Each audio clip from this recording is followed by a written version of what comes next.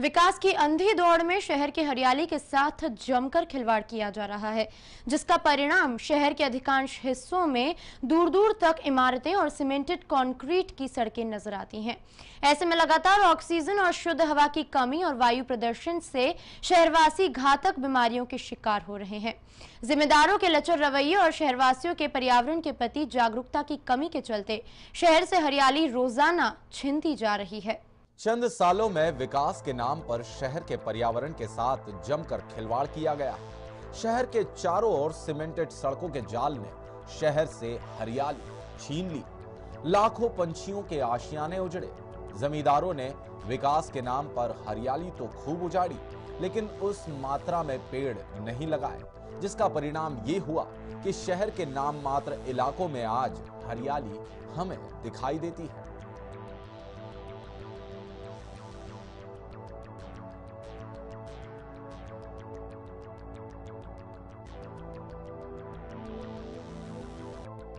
बढ़ते वायु प्रदूषण से शहरवासियों में कई तरह की बीमारी बढ़ रही है, जिसके लिए विशेषज्ञों ने शहर में हो रहे बेतरतीब विकास को जिम्मेदार माना है। प्रख्यात पर्यावरणविद गोविंदन कुट्टी मेनन का मानना है कि नौलखा पर 9 लाख पेड़ हुआ करते थे, लेकिन आज कम ही बचे हैं। आज शहर में देशी पेड़ बरगद, नीम, पीपल की जरूरत है, जबकि विदेशी लगाए जा रहे हैं जो कुछ दिनों में दम तोड़ देते हैं।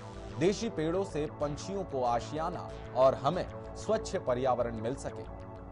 ये जो एरिया है नौलखा, जिसको 9 लाख पेड़ हुआ करते थे एक जमाने में, लेकिन आज कम हो गया। फिर भी पूरा इंदौर शहर का देखे तो नौलखा के आसपास और अपने एसपी ऑफिस के जो एरिया है, यशवंत क्लब के एरिया है और एमटीएच हॉस्पिटल का एरिया है, और ऐसी कुछ जगह हैं जहां आज भी कुछ पुराने पेड़ है, जिसमें पीपल, बड़, गूलर, ये पेड़ पौधा लगाने का जो अपन कुछ सालों से फिर से कर रहे हैं, लेकिन उसके साथ साथ में पुराना पेड़ विकास के नाम से रोड चौड़ा करने के लिए, नया रोड बनाने के लिए कई पेड़ भी पुराना पेड़ कट रहा है।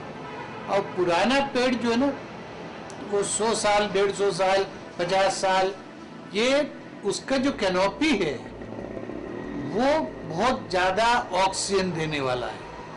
लेकिन ये जो अपन छोटे छोटे लगाया, कनेर लगा दिया, और ये सब छोटे छोटे पौधे हैं, ये कोई बहुत ज्यादा ऑक्सीजन देने वाले नहीं है। इसे मैंने बताया, बड़, पीपल, गूलर, जामुन, आम, ये इस तरह का पेड़ पौधे लगाना। लेकिन इसके जगह पर अपन सब क्या है, जल्दी बढ़ने वाले पेड़ों को लगाने लग गए। ये भी बहुत अच्छा नहीं है। मेनन शहर की फिजा बिगाड़ने वाले सरकारी अमलों पर तो नाराज हुए, लेकिन उन्होंने शहरवासियों से भी अपील की है कि आने वाली पीढ़ी को स्वच्छ पर्यावरण देना है तो पौधों को बच्चों की तरह पालना होगा।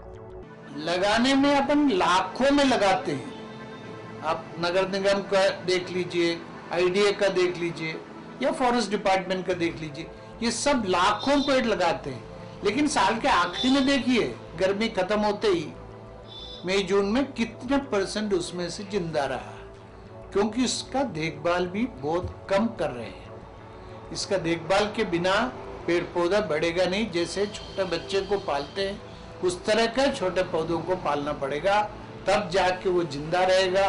2-3 साल तक अच्छी तरह जिंदा रखेंगे, तभी वो बड़ा वृक्ष बनेगा, तभी आपका पर्यावरण सुधरेगा।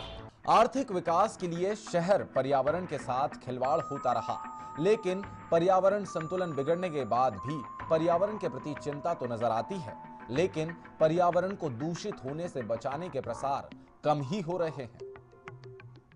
शहर में बीआरटीएस जैसी सड़क बनाने के लिए हजारों पेड़ काटे गए, जिसके परिणाम स्वरूप ऑक्सीजन की कमी के चलते घातक रोग बढ़ने लगे हैं।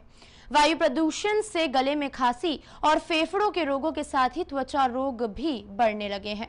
त्वचा रोग विशेषज्ञ डॉक्टर अनिल दशोरे का भी मानना है कि शहर में अंधगति से विकास हो रहा है, जिसमें शहर में हरियाली का नामो निशान गायब हो गया है। वायु प्रदूषण बढ़ने के साथ त्वचा रोगियों की संख्या दिनों दिन बढ़ती जा रही है। इतने सारे व्हीकल्स होंगे तो उनमें पेट्रोल डीजल यूज होता है। पेट्रोल डीजल का जो धुआं होता है वो बहुत घातक होता है, क्योंकि उसमें बहुत तरह के केमिकल्स होते हैं, कार्बन पार्टिकल और कई तरह के रसायन होने से वो स्किन को के खुले भाग में स्टिक कर जाते हैं और सन रेज से रिएक्शन करके फोटो एलर्जिक डर्मेटाइटिस पैदा करते हैं। यही जो केमिकल्स होते हैं जो सांस की नली के द्वारा अंदर जाते हैं वो फेफड़ों में तकलीफ देते हैं। डॉक्टर दशोरे का मानना है कि शहर में हरियाली का नामो निशान नहीं है। शहर संकीर्ण होता जा रहा है, सांस लेना मुश्किल है। और शहर अपना जो बसा हुआ है बहुत कॉम्पैक्ट बसा हुआ है, मतलब जो स्केटर्ड दूर दूर हरियाली होना चाहिए, बीच बीच में पार्क होना चाहिए, बीच में खाली जगह ग्रीन बेल्ट्स होना चाहिए, उसमें प्लांट्स अच्छे लगे हों तो क्या हवा शुद्ध होगी, ऑक्सीजनेशन मिलेगा, ऑक्सीजन ज़्यादा मिलेगी, तो ये जो प्रदूषण हो रहा है वो थोड़ा डाइल्यूट होकर अपने को कम नुकसान करेगा। शहर से यूं तो हरियाली और पेड़ पौधे दिनों दिन घटते जा रहे हैं और शहर में हरियाली अब शोपीस बन गई है। शहर के कुछ स्थान ऐसे हैं जहां आज भी हरियाली कायम है। रीगल तिराहा, MY अस्पताल, Navlakha, Bombay hospital, MTH compound, Malwa mill ऐसे स्थानों में आते हैं जहां शहर आज भी हरा भरा दिखाई देता है। आइए आपको दिखाते हैं शहर के कुछ खूबसूरत नजारे। ये नजारा है रिगल तिराहे के पास का, जहां हजारों पंछियों ने अपना आशियाना बना रखा है। सुबह शाम परिंदों का कलरव गीत सुनाई देता है।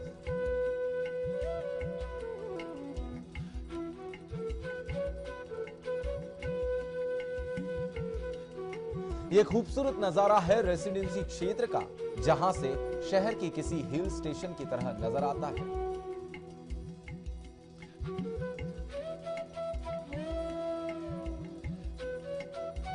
ये शहर का वायन रोड, जहां पर खूबसूरत पेड़ों के बीच सड़क नजर आ रही है। बारिश में इन पेड़ों की सुंदरता कई अधिक बढ़ गई है।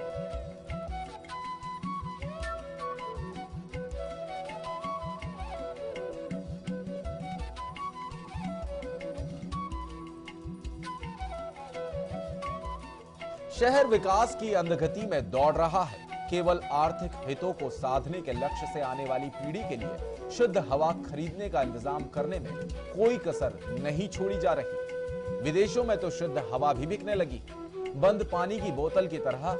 लेकिन अब भी वक्त है, संभला जा सकता है।